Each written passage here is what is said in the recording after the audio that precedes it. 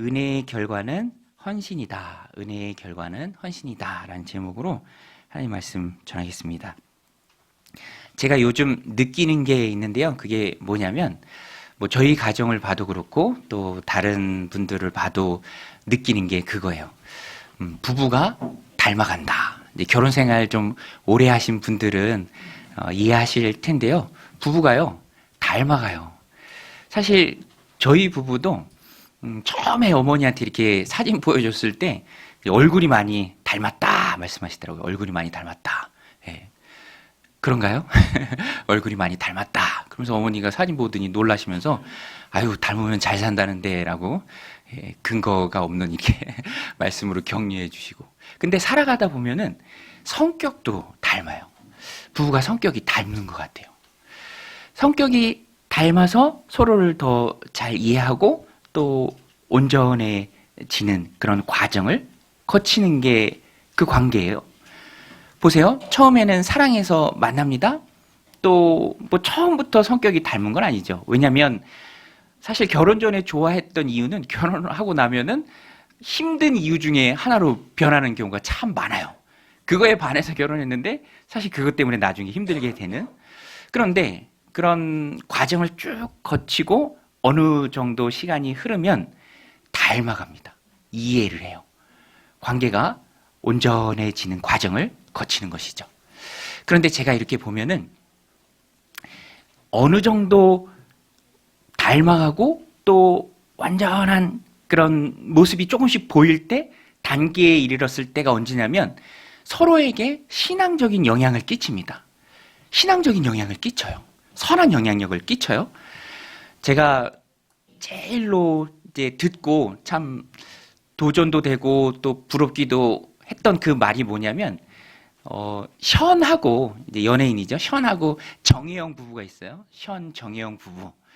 그런데 오늘 더 사랑해라고 이제 두 분이 쓴 수필집이 있는데 거기에 보면 배우 정혜영 씨가 남편 션을 향해서 그렇게 기록했어요. 제가 보고 너무 감동을 받아서 밑줄도 쳤던 말인데요. 이 션한테 정혜영 씨가 고백했던 말이 뭐냐면 남편의 뒷모습을 보면서 예수님을 본다. 나는 남편의 뒷모습을 보면서 예수님을 본다. 예.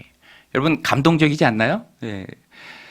가장 가깝고 나를 제일로 잘 아는 배우자를 통해서 그러한 말을 듣는다면 정말로 행복하고 또 좋은 거죠.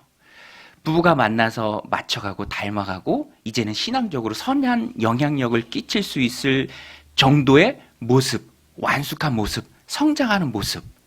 근데 제가 이렇게 보니까 신앙생활이요, 이것과 똑같아요. 보세요. 처음에 우리가 예수님과 첫사랑을 합니다. 그 사랑에 감격해요. 너무 좋은 거죠. 즐겁고 행복합니다. 사랑을 받는 그 자체가 귀해요. 내가 하나님의 자녀가 되고 구원받고 천국 백성이 됐다는 그 사실이 너무너무 좋죠. 그동안 나를 억눌렀던 죄의 짐을 다 벗어버리고 죄와 상황으로부터 자유한 그 기쁨을 만끽합니다. 누리는 거예요. 기쁘고 즐거운 거예요. 그런데 이게 시간이 쭉 지나다 보면 이제는 내 기쁨을 넘어서 나에게 이런 구원을 허락해 주시고 나에게 이런 참 행복과 행복을 주신 주님을 위해서, 근데 표현이 좀 그래요. 주님께 영향을 끼친다. 그러니까 우리 편에서 주님의 필요를 채우고 싶다. 내가 주님을 위해서 이제는 뭔가를 하고 싶다. 첫사랑이 시작해서 사랑을 받고 내 안에 즐거움이 가득하지만 이제는 한 걸음 더 나아가서 내 필요가 아니라 날 사랑해 주신 주님을 위해 뭔가를 하고 싶다. 드리고 싶다. 해드리고 싶다. 이런 마음이 들어요. 그것이 바로 신앙이 성장하는 그 과정입니다. 이 과정이요, 로마서에 그대로 녹아 있습니다. 그래서 로마서 1장을 펴면 구원이 나와요. 이신칭의, 믿음으로 의롭게 되는 것. 내 노력이 아니다. 그것은 하나님의 선택이고 하나님의 은혜다. 믿음으로 하나님과의 관계가 회복되고 그 중심에 예수 그리스도가 계신다. 그리스도의 십자가를 통해서 내가 하나님의 자녀가 된다.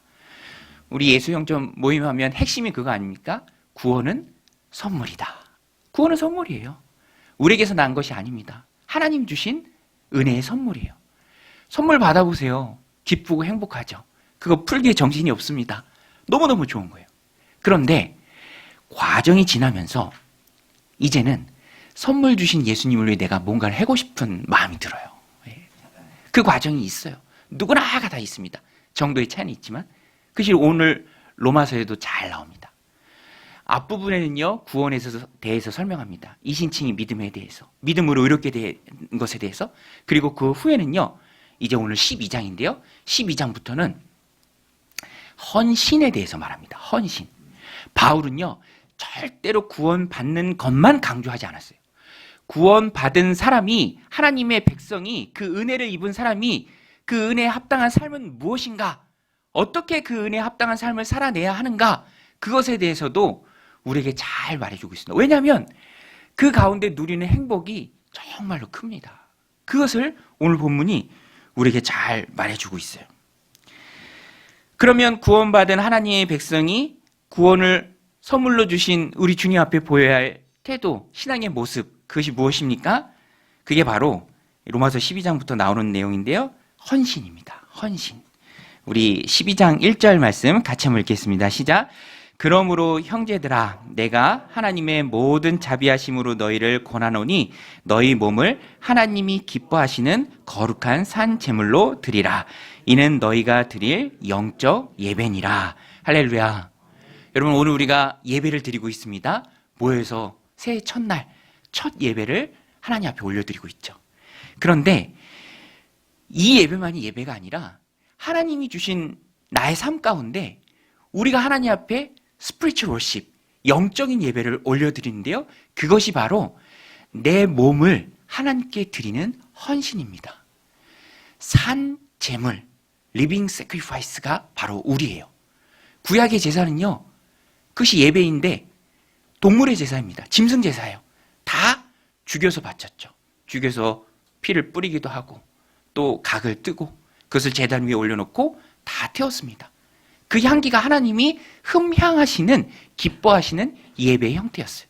그러나 그것은 신약에 우리가 성령으로 하나님께 드리는 예배의 모형이죠. 지금은 예수 그리스도께서 하나님께 예배로 나아가는 그 길을 활짝 열어두셨습니다. 예수님 몸이 화목 제물이잖아요. 그래서 우리는 하나님 앞에 예배해요. 그리고 우리의 삶을 내 몸이 제물이에요. 죽은 제물이 아니라, 죽여서 바치는 제물이 아니라 살아있는 그대로의 내 몸, 이 몸을 하나님께 산 제물로 드리는 거예요. 하나님 기뻐 받으실 제물로 드립니다. 거룩한 제물로 드려요. 그러니까 그리스도인의 삶은 구원에서 머무는 것이 아니라 그 과정을 거치고 마치 부부가 닮아가고 서로에게 선한 신앙적 영향력을 끼치는 데까지 나아가는 것처럼 우리가 깨닫고 하나님을 위해서 헌신하는 데까지 나아가는 것이 바로 신앙이고요. 믿음 생활입니다. 믿음 다음에 따라와야 할 것은 몸이 움직이는 실천이에요. 우리 한번 따라서 해보겠습니다. 믿음 다음은 실천이다. 네, 믿음 다음은 실천이에요. 헌신이죠. 여러분, 헌신이 무엇입니까? 헌신은 드릴 헌의 몸신, 몸을 드린다라는 기본적인 의미인데요. 근데 성경에서 보면 단순히 몸만 드리는 게 아니라 전 인격, 내 모든 것, 정신, 소유, 시간, 열정, 내 야망, 그 모든 것을 다 하나님 앞에 온전히 드리는 것입니다. 나의 전 인격을 하나님께 드리는 거예요. 원어적 의미로 보면 하나님께 완전히 받쳐진 상태로 내가 들어가는 것을 말해요. 축구를 예로 들면은 선수가 교체될 때 이제 새로 딱 들어가잖아요. 근데 들어가서 막 휘짓고 다니는 게 아니잖아요. 자기에게 정해진 그 포지션이 있습니다. 역할이 있어요. 그것으로 쏙 들어가서 그 역할을 해내는 거예요. 하나님이 우리에게 명령하신, 원하시는 그 헌신은 내가 내 전인격을 하나님께 드리는 것은 하나님께 바쳐진 상태로 들어가는 거예요. 이게 참 중요해요. 내가 하고 싶은 것을 막 하는 게 헌신이 아니라, 열심히 무조건 뛰는 게 헌신이 아니라, 하나님이 나를 쓰시도록, 하나님 마음대로 나를 쓰시도록 내가 나를 하나님께 바치는 거예요. 하나님, 내가 여기 있습니다. 나를 새한 제물로 하나님께 드립니다. 하나님이 기뻐하시는 그 일을 위해서 나를 쓰세요라고 나를 바치는 거예요. 그것이 바로 헌신입니다. 하나님이 나를 하나님의 마음대로 사용하시도록 온전히 내어드리는 것. 그리고 그것이 바로 성도가 드릴 영적인 예배예요. 하나님이 기뻐 받으시는 예배입니다. 그래서 여러분, 하나님이 기뻐 받으시는 거룩한 예배인 헌신은 우리에게 특권이 돼요. 특권이 됩니다. 헌신은 특권이다. 여러분, 헌신은 그리스도인만이 드릴 수 있는 어마어마한 특권인 줄로 믿습니다. 헌신은 특권이에요. 너무너무 큰 특권입니다. 우리만 할 수 있는 거예요. 나만이 감당할 수 있는 하나님 앞에 드리는 내게 맡겨진 그 헌신의 분량이 있어요. 그래서 성도가 이 헌신의 특권을 깨닫고 누리기 위해서는 첫 번째로 은혜의 감격이 있어야 돼요. 은혜의 감격. 은혜의 감격이 있는 자만이 헌신으로 나아갈 수 있어요. 그 특권을 누릴 수 있습니다. 그 기쁨을 누릴 수 있어요. 내가 은혜 받은 자라. 내가 구원받은 자다. 하나님이 큰 은혜를 나에게 부어주셨다. 그래서 오늘 말씀 1절에 보면 처음에 시작하는 말씀이 그거죠. 그러므로예요. 그러므로. 1장부터 9장에 이제 1장부터 8장, 9장, 10장, 11절은 삽입된 유대인의 구원 이야기니까 그것은 좀 따로 두더라도 8장까지 우리가 받은 그 구원에 대해서 바울이 설명해요. 구원받은 너희다. 여러분, 우리는 구원받은 하나님의 백성인 줄로 믿습니다. 그리고 12장이 나오는 거예요. 그러므로 은혜로 구원받고 하나님의 긍휼하심을 입고 사랑받는 하나님의 자녀가 되었으므로 그러므로 우리가 해야 될 것이 바로 헌신이다. 너희 몸을 하나님이 기뻐하실 산 제물로 드리라. 은혜를 받았기에 헌신할 수 있는 거예요. 이게 순서입니다. 은혜가 먼저예요. 폴리갑이라는 서머나교회 7교회 중에 하나죠. 서머나교회 감독이 있었는데 이분이 86세였습니다. 근데 당시에 기독교 핍박이 극에 달했죠. 이 폴리갑 감독도 핍박에 연루돼서 화형대 앞에 묶였습니다. 그런데 86세니까 또 사람들한테 존경을 받는 지도자니까 로마 관리도 불쌍한 마음이 드는 거예요. 지금이라도 믿음을 거부하고 예수님을 믿지 않겠다고 고백하고 죽기를 면해라. 그때 폴리갑 감독이 했던 고백이 있습니다. 지난 86년 동안 예수님은 한 번도 나를 모른다고 부인하신 적이 없는 나, 그리고 지금까지 한결같은 사랑을 내게 베풀어 주셨는데 내가 어찌 지금 와서 예수님을 모른다고 고백하겠는가? 그렇게 구차하게 생명을 구하겠는가? 이렇게 말하고 순교의 잔을 마셨습니다. 죽음이라는 그 저항도 이기는 힘이 하나님이 베풀어 주신 은혜에 있다라는 거예요. 여러분, 그래서 오늘 우리는요, 하나님 앞에 헌신하는 그 특권을 하나님 허락하신 2023년도에도 우리가 충만히 누리기를 원한다면 은혜를 기억해야 돼요. 은혜를 사모해야 합니다. 하나님의 은혜가 내 안에 충만하기를 하나님 앞에 간구해야 돼요. 우리 한번 따라서 해보겠습니다. 하나님, 은혜를 주옵소서. 은혜예요, 은혜. 그러므로 은혜가 있을 때 내가 하나님 앞에 충성하는 삶을 살 수 있어요. 그 은혜가 떨어지면 그냥 인간적인 노력에 불과하는 거예요. 그런 것은 금방 지치죠. 하나님의 은혜가 내 안에 가득해야 됩니다. 그 은혜가 내 안에 가득할 때 하나님 기뻐하시는 삶을 살아갈 수 있어요. 그러므로의 신앙. 그러면은 나중에는요, 그것이 확장이 돼요. 그래도 하나님 앞에 헌신하는 삶. 다니엘의 세 친구들이 그랬죠. 그리 아니하실지라도 하나님 앞에 헌신하는 삶. 그 핵심은 먼저 내가 하나님 앞에 은혜를 경험하는 거예요. 은혜를 경험하는 거. 그래서 오늘 우리는요, 신앙의 원동력이 되는 힘을 공급해주는 그 하나님의 은혜를 간절히 구해야 합니다. 저도 말씀을 준비하다가 전에 제 친구가 떠올랐어요. 제 친구가 뉴질랜드에서 사는데, 뉴질랜드에 산 지 오래됐죠. 거기서 교회에서 전도사 사역도 했습니다. 그런데 어느 시기에 이제 전도사 사역을 내려놓고 이 친구가 스시집을 하게 됐어요. 스시집. 그 얘기를 저한테 전해주는데 되게 좋은 조건이더라고요. 섬기는 교회에 이제 신실한 부부가 있었는데 다시 한국에 들어가면서 그동안 운영했던 손님도 참 많은 그 스시집을 좀 사역을 내려놓게 된 그 전도사님한테 이제 맡기려고 하는 거예요. 굉장히 이제 저렴한 가격에. 예, 그러면서 그 친구가 저한테 어렵게 말을 떼면서 부탁을 하더라고요. 인수하는데 이제 비용이 조금 모자라다는 거예요. 비용이 조금 모자라다.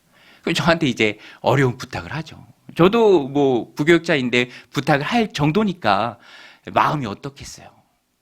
그런데 제가 그 친구의 부탁을 듣고 뭐 어렵지만 거절할 수 없었던 그 이유가 뭐냐면 그 친구가 평소에 저를 혈맹이라고 불렀어요. 혈맹. 야, 우리는 혈맹이다. 그리고 그 친구를 통해서 평소에 받은 은혜가 참 많이 있었어요. 그러니까 또 하나님 주시는 마음도 있고 이게 거절하기가 어렵죠. 뭐 아내한테 이제 설득을 해서 이제 어느 정도의 이제 금액을 보냈습니다. 그렇게 보내고 나니까 내가 이렇게 할 수 있었던 이유가 뭔가? 그 친구를 통해서 누렸던 은혜들, 그런 기억들, 그것이 있기 때문에 그래요. 오늘 우리도 하나님 우리에게 허락해 주신 2023년의 시간을 은혜라는 헌신의 원동력을 충만히 받을 때 감히 내가 상상하지도 못했고 하기도 어려운 환경이지만 그것을 다 이기고 현실의 저항을 이기고 헌신하는 데까지 나아갈 수 있다라는 것입니다. 그래서 저는 이 말씀의 핵심이 1장부터 8장까지 하나님 부어주신 많은 은혜가 있다. 그 은혜를 기억하고 그것에 합당한 삶은 그러므로 너희가 너희 몸을, 너희의 전인격을, 너희의 모든 것을 하나님 기뻐하신 삶 제물로 하나님 앞에 드려라. 그것이 은혜에 합당한 삶의 모습이다. 바울이 말하고 있는 것을 우리가 기쁘게 깨달을 수 있습니다. 교회 모든 프로그램은요, 모든 예배, 성경 공부, 예수 영전 모임, 생명의 삶, 우리 다음 주에 이제 6분 수료하시는데요. 그 초점은 다 은혜의 공급이에요. 은혜의 공급. 먼저 우리 안에 은혜가 넘쳐야 합니다. 우리는 스스로 뭔가를 해낼 수 있는 힘이 없어요. 받아야 합니다. 받아서 주는 거예요. 받아서 나눠주는 거예요. 받아서 선한 영향력을 끼치는 것입니다.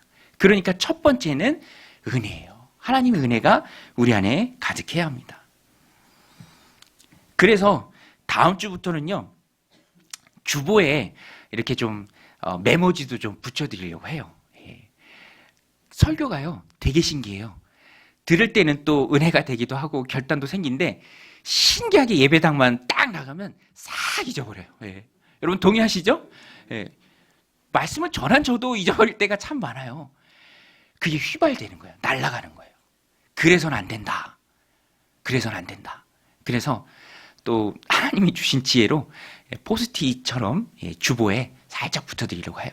내게 주시는 말씀 적고 또 그 가운데 하나님이 주시는 결단들을 적고. 여러분 말씀 가운데 결단이 있어야 될 줄로 믿습니다. 그걸 적어야 돼요. 기억해야 돼요. 그래야 내 은혜가 내 안에 남아있어요. 가득 찹니다. 올라가요. 흘려서 보내줄 수 있어요. 우리가 2023년도를 시작하면서 은혜를 구해야 돼요. 은혜를 구해야 돼요. 그래야 뭐든지 할 수 있습니다. 작은 거라도 할 수 있어요. 움직이고 실천할 수 있어요. 믿음 다음에는 따라오는 것이 당연히 실천해야 돼요. 바울이 그것을 말하는 거예요. 12장부터는 그래서 헌신에 대해서 쭉 말합니다. 너무너무 은혜로운 시간이 될 거예요. 은혜 받은 우리가, 구원받은 우리가, 사랑받은 우리가, 하나님의 자녀가 된 우리가 어떻게 2023년 실천하면서 살아가야 되는가. 듣고 깨닫고 감동 올 때 적으시라. 적어야 남습니다. 적자 생존이잖아요. 적자 생존. 웃으시라고 드린 말씀인데 적자 생존. 열심히 은혜를 적어야 돼요. 그리고 그것을 한 주간의 삶 가운데 실천하는 거예요. 실천하는 거예요. 작은 것 하나라도. 그렇게 한 주간 말씀 붙들고 씨름하고 사라지는 삶을 살고 그 다음 주에 또 모여서 예배 드릴 때 그 안에 감격이 있는 거예요. 은혜를 붙잡아야 합니다. 없어요. 못합니다. 은혜가 없으면. 공부도 학업도 또 공동체를 섬기는 것도 자녀를 양육하는 것도 일터에서 충성하는 것도 은혜가 있어야 돼요. 여러분 은혜를 꼭 붙들고 은혜로 헌신하는 그러므로 우리 하나님 앞에 삶의 예배를 드리는 믿음의 백성들이 다 되시길 축원합니다. 두 번째는 이 헌신의 특권을 깨닫고 누리기 위해서 필요한 것은 분별하라라는 거예요. 분별하라. 오늘 말씀이 되게 쉬워요. 첫 번째는 드리라. 나를 드리라. 두 번째는 분별하라예요. 너무 쉽죠? 드리라, 분별하라. 이거는 기억하셔야 돼요. 드리라, 분별하라. 드리는 것은 나를 헌신을 통해서 하나님께 살아있는 제물로 드리는 거예요. 분별하라는 것은 드리기 때문에 어디에 어떻게 드려야 할지를 우리가 분별해야 돼요. 아까 제가 말씀드렸죠? 헌신이라는 게 완전히 받쳐진 그 상태로 내가 들어가는 것이다. 그러니까 내 마음대로 막 휘젓고 다니는 게 아니에요. 내가 하고 싶은 거 막 하는 게 아닙니다. 내가 하고 싶은, 막 뱉고 싶은 말 막 하는 게 아니에요. 그거는 오히려 더 어려운 거예요. 자기한테도 어렵고 주변한테도 어렵고. 헌신은요, 분명한 하나님의 뜻을 분별하는 거예요. 우리 따라서 해볼까요? 헌신은 분별하는 것이다. 네, 헌신은 분별하는 것입니다. 우리 2절 같이 한번 읽겠습니다. 시작. 너희는 이 세대를 본받지 말고 오직 마음을 새롭게 함으로 변화를 받아 하나님의 선하시고 기뻐하시고 온전하신 뜻이 무엇인지 분별하도록 하라. 분별하도록 하라. 하나님의 뜻을 분별하는 게 헌신입니다. 왜냐면요, 여러분 잘 들으세요. 헌신은요, 교회에서만 하는 게 아닙니다. 헌신 예배만 헌신이 아니에요. 헌신은요, 가정에서 하는 거고요, 직장에서 하는 거고요, 일터에서 하는 거고요, 또 마찬가지로 교회 공동체에서 하는 거예요. 그래서 일상의 모든 삶 가운데 내 몸을 어떻게 드려야 할지, 가정에서 하나님이 원하시는 게 뭔가, 이 직장을 나에게 주신 하나님께서 이 직장 가운데, 이 아이들을 케어하는 가운데 하나님 나에게 원하시는 게 무엇인가, 양육하며 공부하며 학업하며 친구들과의 관계 속에서, 모든 인간관계 속에서 하나님이 원하시는 게 뭔가, 우리는 헌신하니까 그것이 삶을 받쳐진 상태에 온전히 들어가고 내 몸을 하나님이 쓰실 수 있도록 내어드리는 게 헌신이니까 쓰시는 분의 뜻을 알아야 돼요. 그것을 분별해야 합니다. 그러니까 온전한 헌신의 전제는 하나님의 뜻을 내가 분별하는 거예요. 하나님의 선하시고 기뻐하신 뜻이 어디 있는지 알아야 그곳에 나를 기쁘게 드릴 수 있죠. 그것이 하나님이 받으시는, 기뻐 받으시는 영적인 제사입니다. 그래서 우리는 하나님의 뜻을 분별해야 돼요. 저도 이 말씀을 준비하면서 가정에서 하나님 내게 원하시는 게 뭔가, 그죠? 가정에서도 우리가 헌신합니다. 아내로서 헌신하고, 엄마로서 헌신하고, 아버지로서, 남편으로서 헌신합니다. 뭐 개인적인 나눔인데요, 제가 이렇게 가정생활을 해보고 또 하나님 원하시는 게 뭘까, 그 뜻을 이렇게 분별하려고 보면은 참 말씀이 참 정확해요. 아내가요, 연약해요. 하나님의 말씀이 참 맞는 게, 아내는 남편을 존중하고 또 따라주고 인정하는 것, 그죠? 그리고 남편은 연약한 아내를 보호하고 사랑하는 거예요. 이렇게 살아가다 보면은 남자인 저는 그냥 대수롭지 않게 넘길 수 있는 그런 일도 여성이기 때문에 연약한 부분들이 참 많이 있더라고요. 그러니까 가정에서 하나님 내게 원하시는 것은 연약한 내 아내를 보호해줘라, 품어줘라, 네가 막아주고 네가 앞서라. 그것이 바로 하나님의 뜻이죠. 이렇게 우리 삶 가운데 세밀하게 말씀하시는 하나님의 음성을 듣고 그 뜻을 분별하고, 이곳에서 나를 이끄신 하나님이 내가 어떻게 헌신하길 원하는지 우리가 잘 깨달아야 합니다. 그래서 지난주에도 이제 아파트에서 그 관리하시는 분들 이제 만날 일이 있었는데, 이게 좀 시간이 늦어지면서 늦게 만나야 됐어요. 근데 이제 아내보다는 제가 더 이제 잘 그 역할을 잘하니까 당신은 쉬고 내가 만나겠다. 근데 시간이 늦어지면서 되게 늦게 만났어요. 11시 넘어서. 저는 보통 새벽 예배 때문에 9시 반이나 10시 정도 되면 자려고 하거든요. 왜냐하면 새벽에 지장이 있으면 안 되니까. 근데 하나님 주시는 마음이 있는데 늦게까지 좀 기다리면서 그 일을 감당하면서, 아, 내가 참 잘하고 있다라는 그런 마음을 하나님 주세요. 잘하고 있다. 잘하는 거죠. 새벽 예배도 중요하지만, 예, 가정도 중요하고 연약한 아내도 중요하죠. 맡겨주신 일을 잘 감당하는 거예요. 가정에서도, 직장에서도, 일터에서도, 친구 교우 관계 속에서도, 학교에서도 하나님이 우리의 삶을 하나님 기뻐하시는 산제사로 받으실 때 그 뜻을 우리는 잘 분별해야 합니다. 그러면 보여요. 하나님이 알려주십니다. 그러면 그 일들을 내가 감당하면 되는 거예요. 그래서 헌신은요, 우선순위입니다. 우선순위를 정하는 것이죠. 그런데 여기서 한 가지 중요한 것이, 하나님의 뜻을 분별하기 위해서 우리가 해야 될 게 있어요. 이것을 못하면 하나님의 뜻을 분별하기가 참 어렵습니다. 예. 저도요, 하나님의 뜻을 분별하는 게 참 중요한데, 우리가 마음에 뭔가 가득하게 있으면, 다른 것에 집중하고 있으면 그 일들을 잘 하기가 어렵거든요. 그렇죠? 그런 게 있어요. 어디에 마음을 좀 빼앗겨 있으면, 그걸 잘 못해요.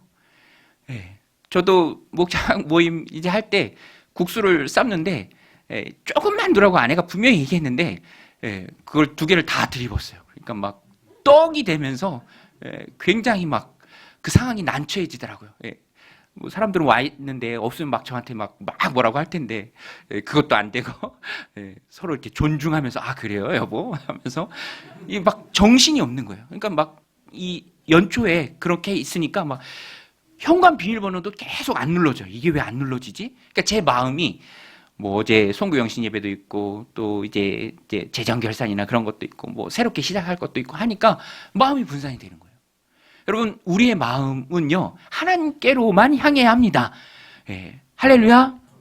그래야 하나님의 뜻을 잘 분별할 수 있어요. 근데 마음이 나뉘면 분명해도 안 들려요. 그래서 C.S. 루이스 같은 분은 고난을 뭐라고 했는지 아세요? 고난을 하나님의 확성기다라고 했어요. 말하는데, 말씀하시는데 도무지 듣질 못하는 거예요. 엉뚱한 데 가 있는 거예요. 그럼 고난을 주시죠. 사랑하니까. 확성기로 크게 얘기하는 거예요. 너 지금 어디 있냐? 내 뜻은 이건데 지금 너 뭐 하고 있냐? 고난의 확성기로 말씀하십니다. 그러기 전에 우리는 2023년도에 우리의 마음을 주님께로 향해야 돼요. 그 방법이 뭐냐? 우리 2절에 나오죠? 2절 우리 같이 한번 읽을까요? 시작. 너희는 이 세대를 본받지 말고 오직 마음을 새롭게 함으로 변화를 받아. 이거예요. 너희는 이 세대를 본받지 말라. 이 세대를 본받지 말라. 여러분, 세상은요, 기본적으로 우리에게 같아지라라고 말합니다. 튀지 말라, 같아지라. 그런데 성경은 우리에게 뭐라고 말합니까? 다르게 살라라고 말해요. 그게 맞아요. 다르게 살라. 우리는 세상을 거스르는 자들입니다. 생각하는 것도 다르고, 가치관도 다르고, 말하는 것도 다르고, 행동도 다르고, 어떤 사안에서든지 세상 사람들이 보이는 모습과 그리스도인이 보이는 모습은 달라야 돼요. 우리는 다른 사람입니다. 그게 거룩의 오리지널 의미예요. 구별된다, 다르다. 그런데 세상은 같아지라고 하거든요.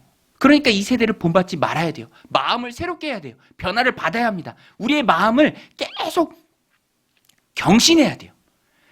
그래야 하나님의 뜻을 분별할 수 있어요. 다른 것에 마음이 가 있고 관심사가 가 있고 거기에 쏙 빼앗겨 있으면 안 들어오죠.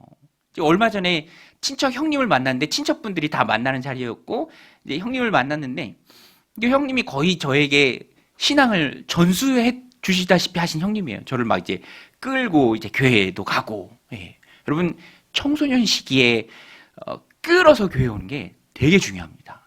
그거를 해 주셨던 형님이에요. 그런데 이렇게 얘기하다가 형님이 그런 얘기 하더라고요. 민씨 종친회가 보니까 땅이 많다라는 거예요. 민씨 종친회가. 수십만 평이 있대요. 수십만 평이. 그 김포에. 거기가 집성촌이에요. 그래서 이 형님이 종친회에 가입을 하셨대요. 종친회. 왜냐면 땅이 수십만 평이니까 이제 막 거기 골프장이 생긴다는 얘기가 있다는 거예요. 그러면 우리 자손들 대학 등록금 걱정 안 해도 된다. 막 그러면서 종친회에 가입하고 너희들도 거기 가입해야 된다. 그러면서 열심히 활동도 하고 그러면서 벌초를 그렇게 열심히 하러 다닌대요. 벌초를 열심히 종친회에 가입해서 임원까지는 안 되더라도 벌초는 해야 된다. 얼굴 도장 찍어야 된다. 기쁜 일이죠. 즐거운 일이죠. 그런데 형수님이, 신앙이 좋은 형수님이에요. 형수님이 살짝 안타까워하면서 그 벌초하느라고 예배 많이 늦는데요. 벌초하러 다니느라고. 그런데 저는 그 얘기를 들으면서 그냥 제 스스로 좀 저에게 감사한 마음이 들었어요. 근데 그런 얘기가 하나도 저한테 영향을 끼치지 않더라고요. 사실 그 지역에 사는 사람만 해당이 되는 거예요. 그 지역에서. 저는 서울 사니까 상관이 없죠.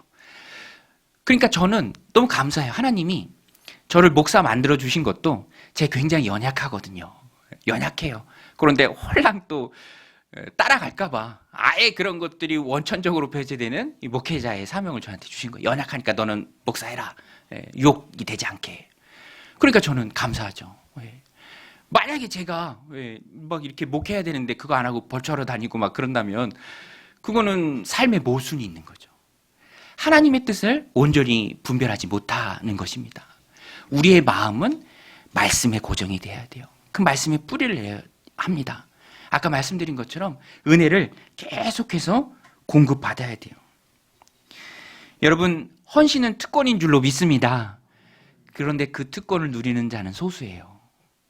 그것이 특권인 줄 아는 사람, 그 가운데 기쁨을 맛본 사람, 하나님이 큰 은혜를 부여해 주는 사람.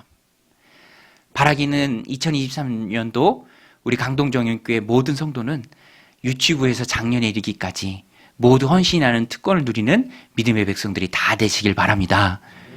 그 특권을 누려야 돼요. 그것이 특권입니다. 그런데 그 특권은 세상 풍조를 거스르는 사람이 받아요. 세상에 대해서는 필터링을 하고 말씀으로는 기쁘게 받고 은혜의 강수를 내 안에 채우고 그래야 그것이 흘러가죠. 주님은 한없는 구원의 은혜를 베풀어 주십니다. 그 은혜를 통해 구원받고 선물로 천국을 소유한 우리는 마땅히 헌신해야 됩니다. 로마서 12장이 그거예요. 마땅히 헌신해야 된다. 여러분, 은혜가 들어가야 헌신이 나와요. 은혜가 들어가야 헌신이 나옵니다. 저희 집이 목장을 하는데 젖소가요 어마어마하게 먹습니다. 정말 이렇게 많이 먹을까 싶을 정도로 많이 먹어요. 그런데 그게 어디로 가는 게 아니라 다 우유로 나오죠. 우유를 줍니다. 우유를 진짜 많이 놔주는 슈퍼 젖소들이 있어요. 이 젖소들은요 하루에 60kg를 내요. 우유로. 어마어마하죠.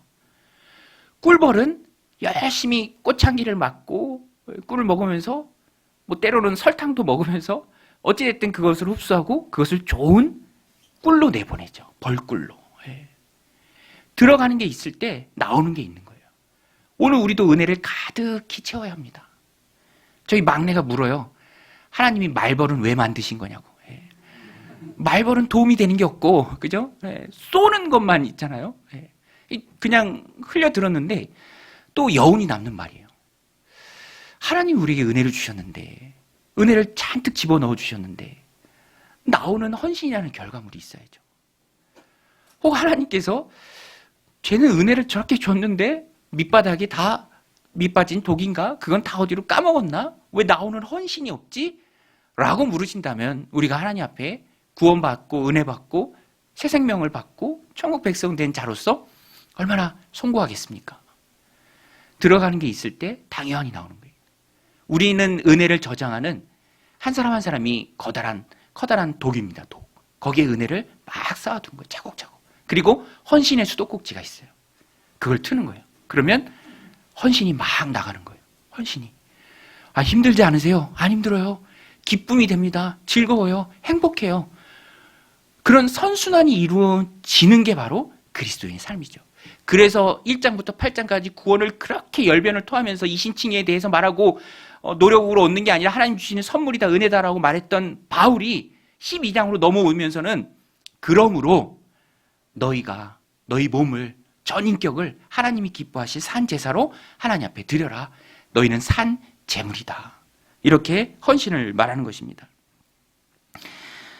틀어서 그 헌신의 수도꼭지를 틀어서 은혜를 흘려보내는 영혼을 살리는 사람들이 바로 우리죠.